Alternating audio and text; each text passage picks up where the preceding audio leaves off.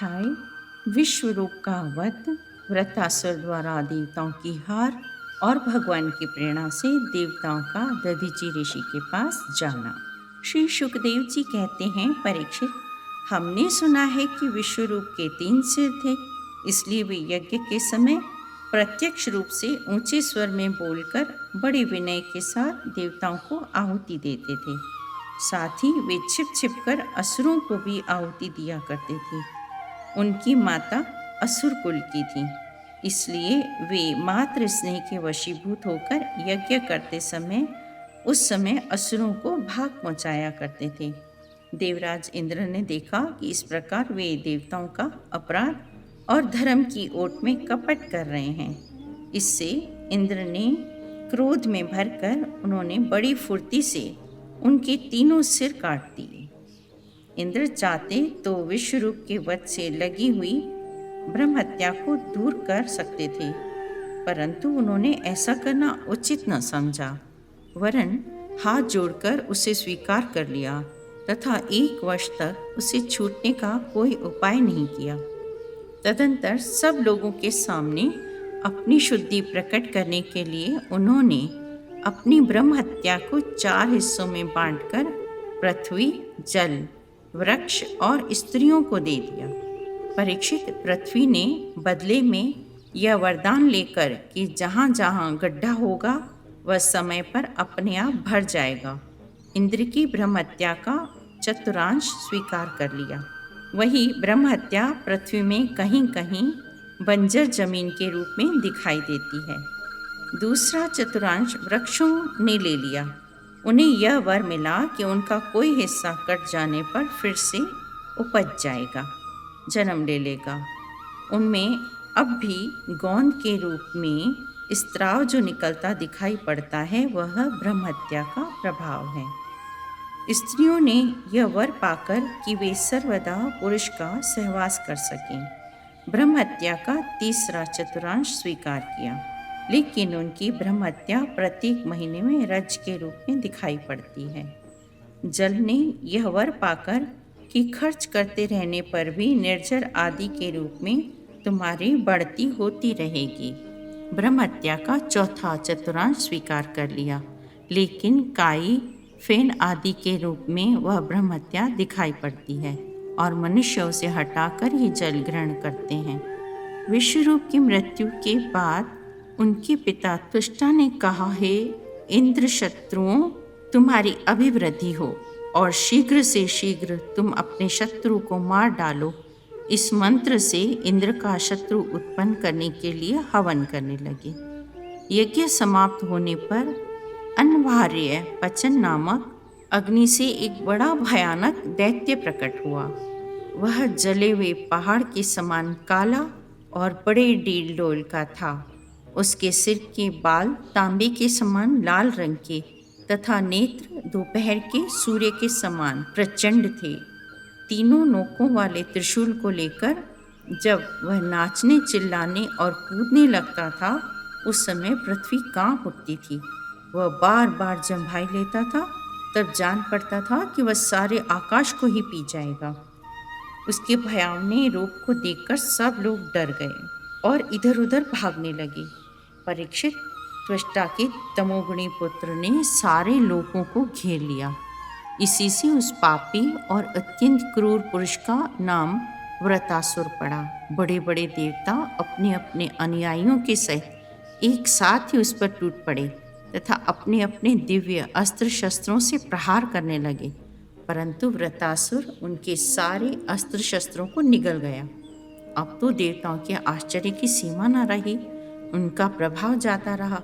वे सब के सब दीन होकर उदास हो गए तथा एकाग्रचित्त से अपने हृदय में विराजमान आदि पुरुष श्री नारायण की शरण में गए। देवताओं ने भगवान से प्रार्थना की कि प्रभु, आपके लिए कोई नई बात न होने के कारण आप कुछ भी देखकर विस्मित नहीं होते। आप अपने स्वरूप के साक्षात्कार से ही सर्वथा पूर्णकाम, सम एवं शांत हैं। जो आपको छोड़कर किसी दूसरे की शरण लेता है वह मूर्ख है। हे भगवान, हम शरणागतों को वृत्रासुर के द्वारा उपस्थित किए हुए दुस्तर भय से बचाइए। हम स्वतंत्र ईश्वर हैं। अपने इस अभिमान के कारण हम लोग आपके स्वरूप को देख नहीं पाते। प्रभु, आप जब देखते हैं कि देवता अपने शत्रुओं से बहुत पीड़ित हो रहे हैं, तब वास्तव में निर्विकार रहने पर भी अपनी माया का आश्रय लेकर देवता, ऋषि, पशु पक्षी और मनुष्य आदि योनियों में अवतार लेते हैं तथा युग युग में हमें अपना समझकर आप हमारी रक्षा करते हैं। हम सब शरणागत वत्सल भगवान श्री हरि आपकी शरण ग्रहण करते हैं। आप उद्धार शिरोमणि प्रभु अवश्य ही अपने लोगों हम देवताओं का कल्याण करेंगे। श्री सुखदेव जी कहते हैं, महाराज, जब देवताओं ने इस प्रकार भगवान की स्तुति की, तब स्वयं शंख चक्र गदा पद्मधारी भगवान उनके सामने पश्चिम की ओर प्रकट हुए। परीक्षित, भगवान का दर्शन पाकर सभी देवता आनंद से विवल हो गए। उन लोगों ने धरती पर लौटकर साष्टांग दंडवत किया और फिर धीरे धीरे उठकर वे भगवान की स्तुति करने लगे। देवताओं ने कहा, भगवान, यज्ञ में स्वर्ग आदि देने की शक्ति तथा उनके फल की सीमा निश्चित करने वाले काल भी आप हैं। यज्ञ में विघ्न डालने वाले दैत्यों को आप चक्र से छिन्न भिन्न कर डालते हैं। आपके नामों की कोई सीमा नहीं है। हम आपको बार बार नमस्कार करते हैं। आपके परम पद का वास्तविक स्वरूप इस कार्य रूप जगत का कोई आधुनिक प्राणी नहीं जान सकता। मधुसूदन, आपके वे प्यारे और सुहृद भक्तजन भला आपके चरण कमलों का सेवन कैसे त्याग सकते हैं, जिससे जन्म मृत्यु रूप संसार के चक्र से सदा के लिए छुटकारा मिल जाता है। प्रभु, आप त्रिलोकी के आत्मा और आश्रय हैं। आपने अपने तीनों पगों से सारे जगत को नाप लिया था और आप ही तीनों लोकों के संचालक हैं। आपकी महिमा त्रिलोकी का मन हरण करने वाली है, इसमें संदेह नहीं है। श्री सुखदेव जी कहते हैं, परीक्षित, जब देवताओं ने बड़े आदर के साथ इस प्रकार भगवान का स्तवन किया, तब वे उनसे कहने लगे, श्रेष्ठ देवताओं, देव शिरोमणियों, मेरे प्रसन्न हो जाने पर कोई भी वस्तु दुर्लभ नहीं रह जाती। तथापि मेरे अनन्य प्रेमी तत्ववेता भक्तजन मुझसे मेरे अतिरिक्त और कुछ भी नहीं चाहते। जो पुरुष जगत के विषयों को सत्य समझता है, वह ना समझ अपने वास्तविक कल्याण को नहीं जानता। यही कारण है कि वह विषय चाहता है। देवराज इंद्र, तुम लोगों का कल्याण हो। अब देर मत करो, ऋषि शिरोमणि दधीचि के पास जाओ और उनसे उनका शरीर, जो उपासना, व्रत तथा तपस्या के कारण अत्यंत दृढ़ हो गया है, मांग लो। दधीचि ऋषि को शुद्ध ब्रह्म का ज्ञान है। अश्विनी कुमारों को घोड़ों के सिर से उपदेश करने के कारण उनका एक नाम अश्वशिर भी है। उनकी उपदेश की हुई आत्मविद्या के प्रभाव से ही दोनों अश्विनी कुमार जीवन मुक्त हो गए हैं। अथर्ववेद का पाठ करने वाले दधीचि ऋषि ने पहले मेरे स्वरूपभूत अभेद्य नारायण कवच का त्वष्टा को उपदेश दिया था। त्वष्टा ने वही विश्वरूप को दिया था और विश्वरूप से तुम्हें मिला। दधीचि ऋषि धर्म के परम मर्मज्ञ हैं। वे तुम लोगों को अश्विनी कुमार के मांगने पर अपने शरीर के अंग अवश्य दे देंगे। इसके बाद विश्वकर्मा के द्वारा उन अंगों से एक श्रेष्ठ आयुध तैयार करा लेना। देवराज, मेरी शक्ति से युक्त होकर तुम उसी शस्त्र के द्वारा वृतासुर का सिर काट लोगे। देवताओं, वृतासुर के मर जाने पर तुम लोगों को फिर से तेज, अस्त्र शस्त्र और संपत्तियां प्राप्त हो जाएंगी। तुम्हारा कल्याण अवश्यंभावी है, क्योंकि मेरे शरणागतों को कोई सता नहीं सकता। 10वां अध्याय, देवताओं द्वारा दधीचि ऋषि की अस्थियों से वज्र निर्माण और वृतासुर की सेना पर आक्रमण। श्री सुखदेव जी कहते हैं, परीक्षित, विश्व की जीवनदाता श्री हरि इंद्र को इस प्रकार आदेश देकर देवताओं के सामने वहीं के वहीं अंतर्ध्यान हो गए। अब देवताओं ने उदार अथर्ववेद का पाठ करने वाले दधीचि ऋषि के पास जाकर भगवान की आज्ञा अनुसार याचना की। तब देवताओं की याचना सुनकर दधीचि ऋषि को बड़ा आनंद हुआ।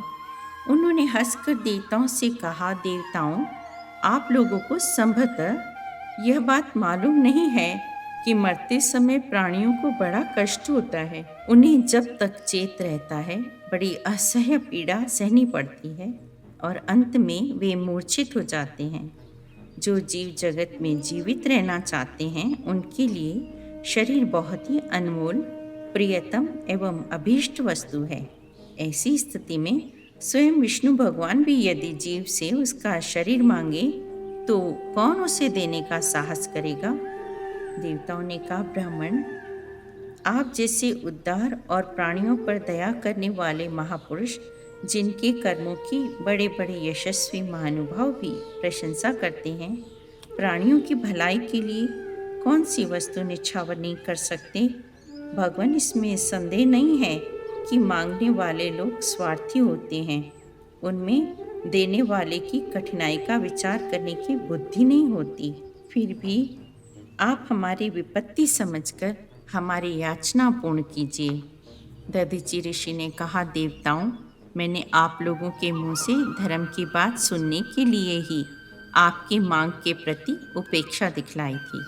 यह लीजिए, मैं अपने शरीर को आप लोगों के लिए अभी छोड़े देता हूँ, क्योंकि एक दिन यह स्वयं ही मुझे छोड़ने वाला है।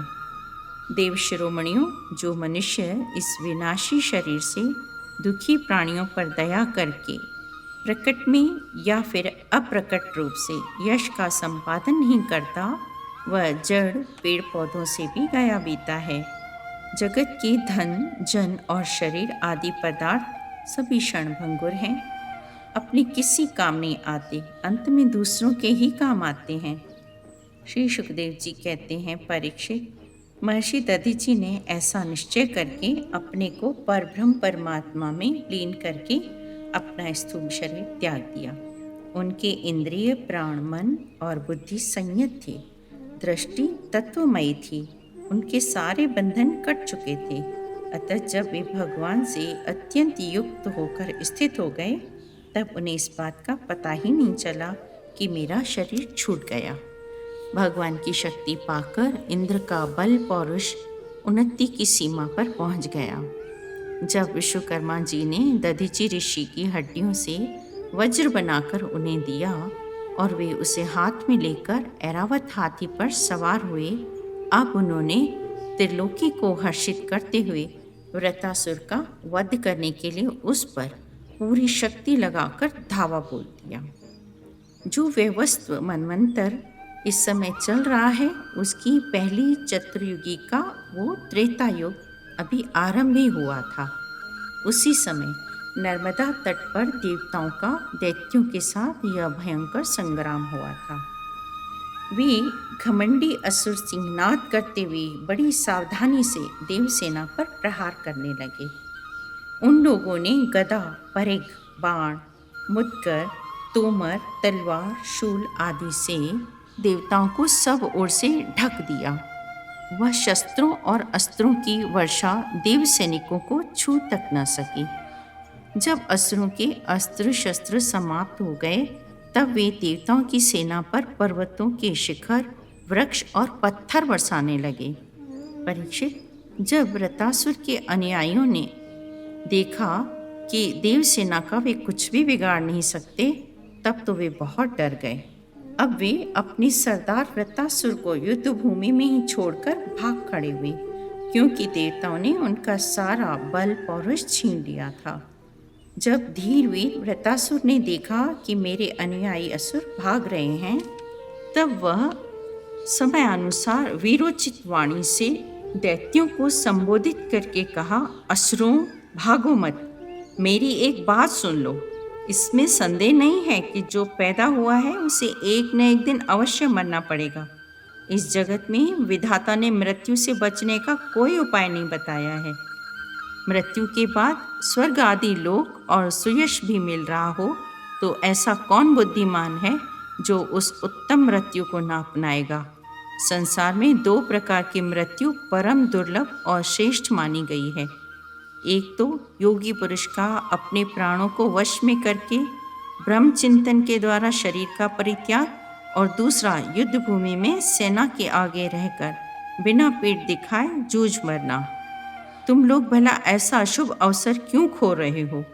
11वां अध्याय वृतासुर की वीरवाणी और भगवत प्राप्ति। श्री सुखदेव जी कहते हैं, परीक्षित, असुर सेना भयभीत होकर भाग रही थी। उन्होंने अपने स्वामी के धर्मानुकूल वचनों पर ध्यान नहीं दिया। यह देखकर वृतासुर बलपूर्वक देवसेना को आगे बढ़ने से रोक रहे थे और उन्हें ललकारते हुए कहा, अपने को शूरवीर मानने वाले क्षुद्र देवताओं, रणभूमि में पीठ दिखाने वाले कायर असुरों पर पीछे से प्रहार करने से क्या लाभ? परीक्षित, वृतासुर बड़ा बली था। उसने क्रोध में भरकर इतने जोर का सिंहनाद किया कि बहुत से लोग तो उसे सुनकर ही अचेत हो गए। वृतासुर की भयानक गर्जना से सब के सब देवता मूर्छित होकर पृथ्वी पर गिर पड़े, मानो उन पर बिजली गिर पड़ी हो। अब जैसे मदोन्मत्त गजराज वन रौंद डालता है, वैसे ही वृतासुर हाथों में त्रिशूल लेकर भय से नेत्र बंद किए हुए पड़ी हुई देवसेना को पैरों से कुचलने लगा। उसके वेग से धरती डगमगाने लगी। वज्रपाणी देवराज इंद्र उसकी यह करतूत सह न सके। जब वह उनकी ओर झपटा, तब उन्होंने और भी चिढ़कर अपने शत्रु पर एक बहुत बड़ी गदा चलाई। अभी वह असह्य गदा वृतासुर के पास पहुंची ही न थी कि उसने उसे पकड़ लिया। राजन, परम पराक्रमी वृतासुर ने इंद्र के वाहन ऐरावत के सिर पर बड़े जोर से गरजते हुए प्रहार किया।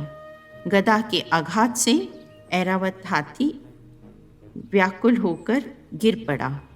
तब तक इंद्र ने अपने अमृत स्रावी हाथों के स्पर्श से घायल ऐरावत की व्यथा मिटा दी और वे फिर रणभूमि में आ डटे। वृतासुर बोला, अरे दुष्ट, आज मेरे लिए बड़े सौभाग्य का दिन है कि तुम्हारे जैसा शत्रु, जिसने अपने गुरु एवं मेरे भाई की हत्या की है, मेरे सामने खड़ा है।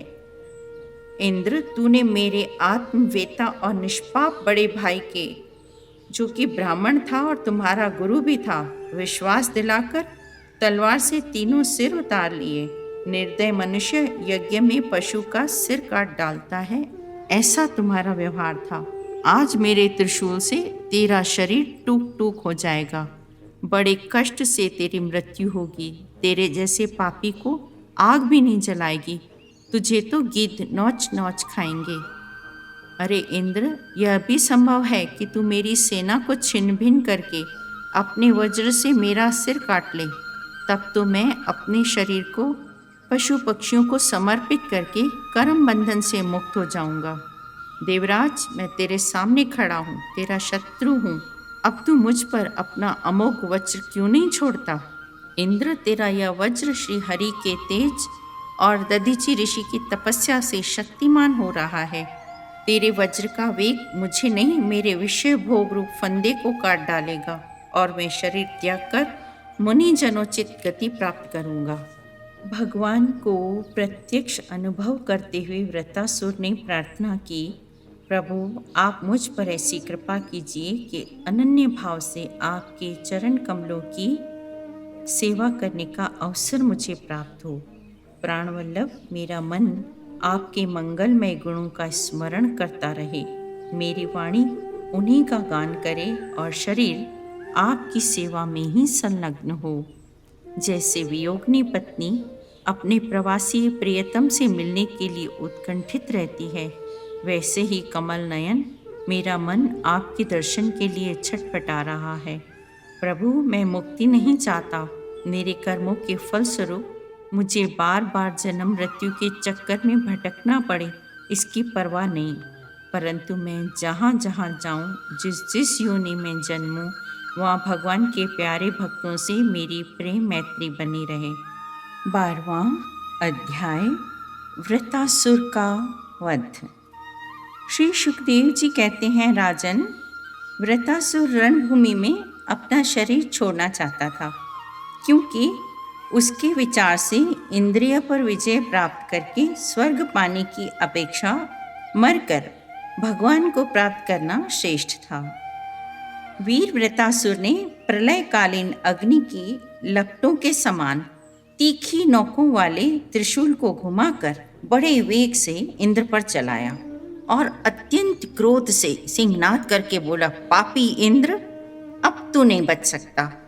इंद्र ने यह देखकर कि वह भयंकर त्रिशूल ग्रह और उल्का के समान चक्कर काटता हुआ आकाश में आ रहा है, उसने वृतासुर की विशाल भुजा अपनी 100 गांठों वाले वज्र से काट डाली। एक बांह कट जाने पर वृतासुर को बहुत क्रोध हुआ।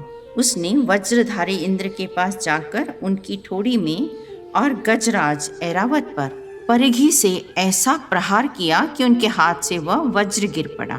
वृतासुर के इस अत्यंत अलौकिक कार्य को देखकर देवता, असुर, सिद्धगण आदि सभी प्रशंसा करने लगे, परंतु इंद्र का संकट देखकर वे लोग भी बार बार हाय हाय करके चिल्लाने लगे। परीक्षित, वह वज्र इंद्र के हाथ से छूटकर वृतासुर के पास ही जा पड़ा था, इसलिए लज्जित होकर इंद्र ने उसे फिर नहीं उठाया।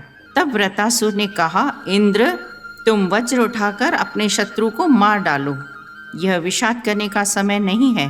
देखो, सर्वज्ञ आदि पुरुष भगवान ही जगत की उत्पत्ति, स्थिति और प्रलय करने में समर्थ हैं। शरीर को ही जय पराजय आदि का कारण समझता है, जो लोक और लोकपाल जाल में फंसे हुए पक्षियों की भांति जिसकी अधीनता में विवश होकर चेष्टा करता है, वह काल ही सबकी जय पराजय का कारण है। इंद्र जैसे काठ की पुतली और चाबी का खिलौना नचाने वाले के हाथ में होते हैं, वैसे ही तुम समस्त प्राणियों को भगवान के अधीन समझो। देवराज इंद्र, मुझे भी तो देखो, तुमने मेरा हाथ और शस्त्र काटकर एक प्रकार से मुझे परास्त कर दिया, फिर भी मैं तुम्हारे प्राण लेने के लिए यथाशक्ति प्रयत्न कर ही रहा हूँ। यह युद्ध क्या है? एक जुए का खेल। इसमें प्राण की बाजी लगती है, बाणों के पासे डाले जाते हैं और वाहन ही चौसर हैं। इसमें पहले से यह बात नहीं मालूम होती कि कौन जीतेगा और कौन हारेगा। तब देवराज इंद्र ने कहा, अहो दानवराज, सचमुच तुम सिद्ध पुरुष हो, तभी तो तुम्हारा धैर्य, निश्चय और भगवत भाव इतना विलक्षण है। अवश्य ही तुम लोगों की मोहित करने वाली भगवान की माया को पार कर गए हो। जो अमृत के समुद्र में विहार कर रहा है, उसे क्षुद्र गड्ढों के जल से प्रयोजन ही क्या हो सकता है। परीक्षित, इस प्रकार योद्धाओं में श्रेष्ठ महापराक्रमी देवराज इंद्र और वृतासुर धर्म का तत्व जानने की अभिलाषा से एक दूसरे के साथ बातचीत करते हुए आपस में युद्ध करने लगे। राजन, अब शत्रुसूदन वृतासुर ने बाएं हाथ से फौलाद का बना हुआ एक बहुत भयावना परिघ उठाकर आकाश में घुमाया और उससे इंद्र पर प्रहार किया। देवराज इंद्र वृतासुर का वह परिघ तथा हाथी की सूंड के समान लंबी भुजा अपने 100 गांठों वाले वज्र से एक ही साथ काट गिराई। जड़ से दोनों भुजाओं के कट जाने पर वृतासुर के बाएं और दाएं दोनों कंधों से खून की धारा बहने लगी।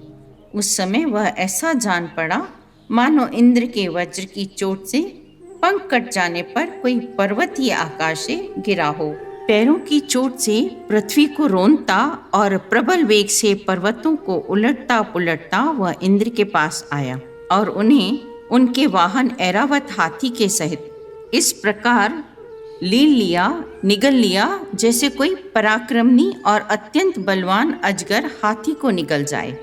देवराज इंद्र नारायण कवच से अपने को सुरक्षित कर रखा था और उनके पास योग माया का बल था ही, इसलिए वृतासुर के निगल लेने पर भी उसके पेट में पहुंचकर भी वे मरे नहीं। उन्होंने अपने वज्र से उसकी कोख फाड़ डाली और उसके पेट से निकलकर बड़े वेग से उसका पर्वत शिखर के समान ऊंचा सिर काट डाला। शत्रुदमन परीक्षित, उस समय वृतासुर के शरीर से उसकी आत्म ज्योति बाहर निकली और इंद्र आदि सब लोगों के देखते देखते सर्वलोकातीत भगवान के स्वरूप में लीन हो गए। 13वां अध्याय, इंद्र पर ब्रह्म हत्या का आक्रमण। श्री सुखदेव जी कहते हैं, महादानी परीक्षित, वृत्रासुर की मृत्यु से इंद्र के अतिरिक्त तीनों लोक और लोकपाल तत्क्षण परम प्रसन्न हो गए। उनका भय, उनकी चिंता जाती रही। श्री सुखदेव जी ने कहा, परीक्षित, जब इंद्र ब्रह्महत्या के भय से उसे मारना नहीं चाहते थे, तब देवराज इंद्र ने उन लोगों से कहा, देवताओं और ऋषियों, मुझे विश्व रूप के वध से जो ब्रह्म हत्या लगी थी, उसे तो स्त्री, पृथ्वी, जल और वृक्षों ने कृपा करके बांट लिया। अब यदि मैं व्रत का वध करूं तो उसकी हत्या से मेरा छुटकारा कैसे होगा? श्री सुखदेव जी कहते हैं, इंद्र की बात सुनकर ऋषियों ने उनसे कहा, देवराज, तुम्हारा कल्याण हो, तुम तनिक भी भय मत करो, क्योंकि हम अश्वमेध यज्ञ कराकर तुम्हें सारे पापों से मुक्त कर देंगे। हम लोग अश्वमेध नामक महायज्ञ का अनुष्ठान करेंगे। उसके द्वारा श्रद्धापूर्वक भगवान की आराधना करके तुम ब्रह्म पर्यंत समस्त चराचर जगत की हत्या के भी पाप से लिप्त नहीं होगे। फिर इस दुष्ट को दंड देने के पाप से छूटने की तो बात ही क्या है। श्री सुखदेव जी कहते हैं, परीक्षित, इस प्रकार ब्राह्मणों से प्रेरणा प्राप्त करके देवराज इंद्र ने वृत्रासुर का वध किया।